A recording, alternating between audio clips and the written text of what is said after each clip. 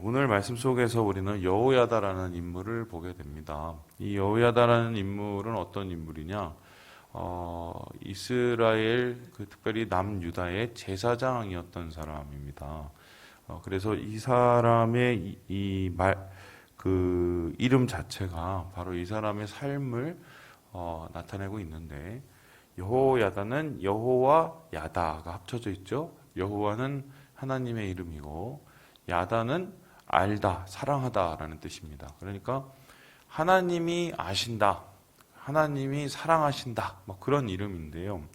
실제적으로 그 북이스라엘의 영향, 특별히 아합 가문의 영향 때문에 이 남유대가 엉망진창이 되잖아요. 바알을 갖다가 섬기고 우상을 섬기고 산당을 다시 세워서, 소위 말해서 여호사밧이 이루었던 종교적 개혁을 다 원상태로 엉망진창으로 되돌려 버리고 있었을 때, 심지어는 그 나라의 왕이 이스라엘의 왕과 같이 더불어서 싸움하러 갔다가 전쟁터에 돌아온 다음에 죽고, 그리고 그 뒤를 이어 왕권을 잡은 아달랴라는 그 나쁜 여인, 그 여인에 의해서 왕족들이 다 몰살을 당하고, 그리고 그 북이스라엘을 그대로 본받아서 이방의 신과 또 우상을 정말 섬기고 나라가 엉망진창이 되었을 때, 그 어둠 가운데서 이 여호야다라는 사람은 새로운 세상을 준비했어요. 그것도 아주 차곡차곡이, 그리고 아주 철저하게 새로운 세상을 위해서 준비를 했을 때, 그의 아내였던 여호사보앗이라는 그 아내와 더불어서 요아스라는 한 아이를 몰래 숨겨놓습니다. 아달랴의 그 손으로부터. 그리고 그 아이를 이렇게 키워내면서 양육을 하면서 어느 정도 시기가 되고 어느 정도 이 준비가 되었을 때 이 혁명을 하게 되죠. 혁명을. 그래서 아달랴를 왕위에서 내려앉히고, 이 못된 여왕이죠. 그리고 요아스, 이 다윗 가문에 있는 유일한 씨앗인 요아스를 다시 왕에 세우는, 한마디로 이 제대로 된 나라로 돌이키는 혁명을 하게 되죠. 혁명과 모반의 차이가 무엇일까? 우리가 그 고민을 매일매일 하는 나라죠. 왜냐하면 우리나라가 예전에 혁명과 이 폭동, 그리고 모반의 쿠데타의 그 말을 바꿔서 써왔던 나라이기 때문이에요. 이게 무슨 소리냐면, 박정희 대통령이 되기까지는 사실은 박정희 대통령이 했던 쿠데타를 기반으로 박정희 씨가 대통령이 됐습니다. 근데 그것은 정확하게 따지면은 혁명이 아니에요. 그건 왜냐하면은 군사적 혁명, 군사적 모반인 쿠데타에 불과하고요. 성공한 쿠데타죠. 그런데 박정희 씨가 대통령이 되고, 그 대통령이 된 그 시기가 길어짐에 따라 철권 통치를 했죠. 그 철권 통치와 더불어서 경제적 발전을 이루는 좋은 기여를 했지만, 반면에 가치가 무너졌단 말입니다. 혁명을 혁명이라고 하지 못하고, 반대로 쿠데타를 쿠데타라고 얘기하지 못하는. 그래서 4.19는 혁명이지만 그 가치가 내려앉고, 5.16은 군사 쿠데타지만 그 가치가 혁명으로 격상되는, 이 가치가 뒤덮인 세상 속에서 우리가 살았단 말이에요. 그래서 유명한 말이 있죠. 성공한 쿠데타는 처벌할 수 없다, 뭐 이런 얘기죠. 그런데 그러한 불씨가 남아서 어떤 일이 일어났습니까? 똑같이 박정희의 길을 간 사람이 등장하지 않습니까? 그 사람이 바로 누구냐면은 전두환 씨죠.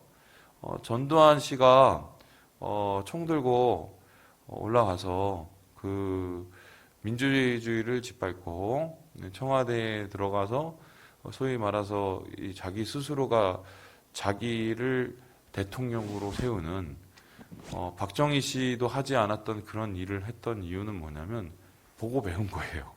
왜냐하면은 쿠데타를 승리하면 혁명으로 추앙받을 수 있다는 잘못된 교육을 받았기 때문인데요. 결론적으로 어떻게 됐습니까? 그의 쿠데타는 성공을 했으나 결국 역사의 앞에서 지탄을 받게 되죠. 자, 그러면 생각을 해보는 거죠. 혁명과 모반의 가장 큰 차이가 무엇일까? 혁명과 모반의 가장 큰 차이. 오늘 어떻게 보면 여야다에 의한 이 모반 혹은 뭐 이런 그 나라를 뒤집는 것 모반이 될 수도 있고 혁명이 될 수도 있는 상황이었었는데 오늘 이 여야다를 뭐 쿠데타라든가 모반이라든가 얘기를 하지 않고 개혁이라고 얘기를 하고 혁명이라고 얘기를 하는 이유는 그가 사람의 길이 아니라 하나님의 길, 정의의 길을 따랐기 때문이에요. 우리 함께 우리 16절의 말씀을 같이 한번 읽어보겠습니다. 16절입니다. 시작. 여호야다가 자기와 모든 백성과 왕 사이에 언약을 세워 여호와의 백성이 되리라 한지라. 지금 여호야다는 이 혁명군을 이끌고 나라를 뒤집고 나서 제일 처음에 한 것이 자기가 권력을 붙잡고 그 권력을 통해서 자기가 원하는 바를 이루는 게 아니었어요. 이 사람이 제일 먼저 혁명을 했던 이유가 뭐냐면 오늘 16절에 나왔듯이 하나님과의 언약을 다시 갱신하는 거였단 말이죠. 그렇다면은 이 사람은 자신이 보기에 이 세상이 잘못 돌아가고 있다는 것을 분명히 판단했을 것이고 그 세상이 잘못 돌아가는 것을 자기의 판단이 아니라 율법의 판단, 말씀의 판단, 하나님의 기준으로 세상을 재단하게 되죠. 그 기준에서 너무나 벗어나 있는 사람들을 바라보면서 그러한 왕들과 그러한 백성들을 바라보면서 이렇게 가다가는 유대가 하나님의 언약으로부터 완전히 떠나서 멸망을 할 수도 있겠다는 생각에 준비하여 원래의 모습으로 복귀하게 되는 것입니다. 그래서요, 루터나 칼빈이나 혹은 뭐 쯔빙글리나 이런 사람이 했던 이 종교적인 그 운동을 우리가 종교적 개혁이라고 얘기를 하지 종교적 폭동이나 모반이라고 하지 않는 이유가 뭐냐면 똑같아요. 개혁, 혁명 그 중심에는 본질로의 복귀예요. 본질로의 복귀. 그러니까 막 새로운 것이 생기는 게 아니라 원래 우리가 추구하였던 우리의 생각에 가장 가치롭고 정의롭던 그것으로의 복귀예요. 특별히 이스라엘 백성들 가운데서 그 원래의 본질이라는 것은 무엇입니까? 하나님을 처음 만났고 하나님과 처음 언약을 맺었고 하나님께 처음 순종하였던 시내산의 경험으로의 복귀였어요. 모세가 이스라엘 백성을 데리고 시내산에 가서 그곳 속에서 하나님을 만나고 십계명 속에 사인을 하고 그리고 613가지의 그 언약 율법을 듣고 그것을 순종하겠다고 모든 사람들이 맹세를 하고 그 하나님과 가장 친밀하고 평안하였던 그 시기를 살았던 것처럼 그것을 다시 되돌리는 그 일을 바로 여호야다가 했던 것입니다. 그래서요, 이 사람이 언약을 세운 다음에 그 다음에 한 게 무엇인가요? 우리 함께 17절의 말씀을 같이 한번 읽어보겠습니다. 17절입니다. 시작. 온 국민이 바알의 신당으로 가서 그 신당을 부수고 그의 제단들과 형상들을 깨뜨리고 그 제단 앞에서 바알의 제사장 mat단을 죽이니라. 바알을 무너뜨리고 산당을 무너뜨렸어요. 그래서 이 신당과 산당을 무너뜨려서 소위 말해서 하나님의 언약에 벗어났던 잘못된 길에서 되돌이게 되는 것입니다. 더 나아가서 안 되는 것은 부셔버리고요. 그리고 되는 것을 다시 세웠는데요. 우리 함께 18절의 말씀을 같이 한번 읽어보겠습니다. 시작. 여호야다가 여호와의 전에 직원들을 세워 레위 제사장의 수하에 맡기니 그들은 다윗이 전에 그들의 반열을 나누어서 여호와의 전에서 모세의 율법을 기록한 대로 여호와께 번제를 드리며 다윗이 정한 규례대로 즐거이 부르고 노래하게 하였던 자들이더라. 지금 보니까 잘못된 것은 무너뜨렸고, 그리고 원래 온전했던 것을 다시 회복하는, 성전을 회복하고 예배를 회복하고, 그리고 성전을 지키는 제사장들과 레위 지파를 다시 회복하는 이 일을 하게 된단 말입니다. 그래서 1년에 이러한 모든 것들은 어떤 뜻이냐면 시내산 언약으로의 복귀, 그리고 하나님께서 주셨던 다윗 언약으로의 복귀를 의미하였고요. 그리고 솔로몬이 하나님 앞에 봉헌하였던 성전의 원래 모습을 되찾는 본질로의 회복을 뜻하는 것이었습니다. 그래서 이러한 여호야다의 이 본질로의 이 복귀, 개혁, 그리고 혁명은 결국은 성공적으로 완성이 되었죠. 그 이유가 무엇일까요? 하나님께서 이것을 원하셨기 때문입니다. 본질로, 원래의 모습으로, 처음의 마음으로 돌아가는 것을 누구보다도 하나님께서 원하셨기 때문에 하나님께서 아시고 또 여호야다는 하나님을 알았기 때문에 하나님의 마음을 품고 나라를 변화시키는 이 모습을 우리 속에서 갖게 되는 거죠. 그 후에 이러한 모든 개혁 작업이 마친 후에 우리 1절에 보니까 아달랴를 처형을 하죠. 그리고 그 처형 끝에 무엇을 합니까? 요아스를 왕으로 세우게 됩니다. 우리 함께 24장 1절의 말씀을 같이 한번 읽어보겠습니다. 시작.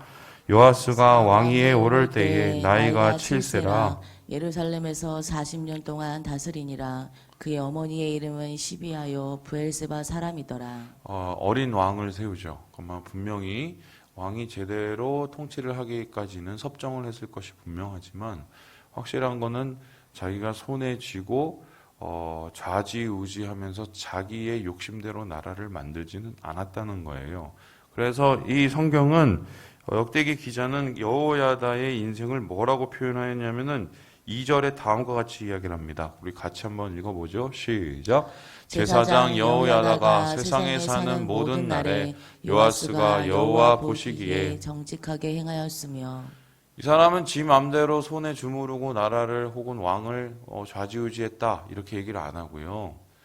이 사람이 세상에 있는 동안에 왕은 제대로 섰었다라고 말을 합니다. 한마디로 선한 영향력이죠.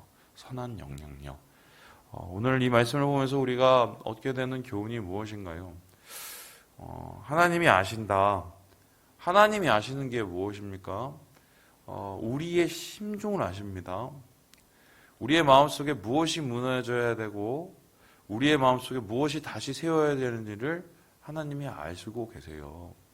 우리의 공동체의 한국교회 가운데 무엇이 무너져야 되고 무엇을 다시 세워야 되는지 주님이 아신단 말입니다.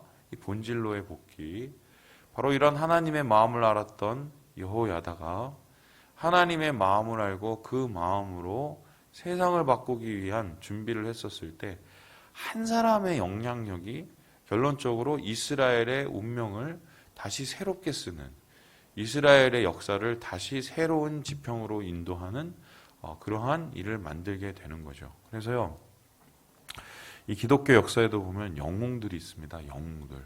예를 들어서 그 영웅이라는 것이 무슨 전쟁에 나가서 승리하는 잔다르크 이런 게 아니라요. 여러분 아시는 프란체스코 이런 분들 기억하시는지 모르겠지만 그 교권, 그러니까 교황이나 교회의 그 권력들이 정말 엉망진창이 돼서 당시에 보면은 권력에 취하고 물질에 취해서 이게 과연 예수 믿는 사람이 맞나 싶은 사람들이 교회를 좌지우지했던 때였어요. 그런데 그 사람들은 그 당시에 교회가 다 망할 거라고 믿었습니다. 그런데 그 교회가 망할 거라고 믿었던 그 시기에 저 변방에, 이탈리아의 변방에 정말 이 청빈과 하나님을 향한 이 온전한 겸손의 삶을 살았던 한 사람이 등장을 하죠. 맨발로 전도를 하고 또한 이 가장 낮은 자의 모습으로 더 낮은 자를 도왔던 이 프란체스코라는 지금으로 따지면은 목사님이죠. 그분이 자신으로부터의 개혁, 자신으로부터의 처음의 모습, 본질로를 복귀를 함을 통해서 주변에 있는 영향을 그 마을에 나타나게 되고 그 프란체스코의 영향력이 결론적으로 나중에 어떻게 되면 교권을 변화시킵니다. 그래서 평가가 어떻게 하면 프란체스코 때문에 무너져야 될 교회가 500년을 더 버텼다. 이렇게 평가를 해요. 이 교회 역사가들은. 한 사람의 영향력이죠. 한 사람의 영향력. 여러분 기억하시고 우리 집은 이래서 안 돼. 우리 교회는 이래서 안 돼. 우리나라는 이래서 안 돼. 한국 교회는 뭐 이게 문제야. 맞는 말인데 반대로 표현하면 그런 마음을 말은 할 수 있지만 그런 마음을 품고 본질로의 개혁, 나로부터의 개혁을 시작하는 사람은 드뭅니다. 그래서 오늘 여호야다처럼 준비하시고 또 여호야다처럼 돌아가시고 여호야다처럼 다시 세우셔서 하나님이 원하시는 가정과 공동체와 나라를 위해서 선한 영향력을 나타내는 우리 3일 가족 되시길 주님의 이름으로 축원합니다.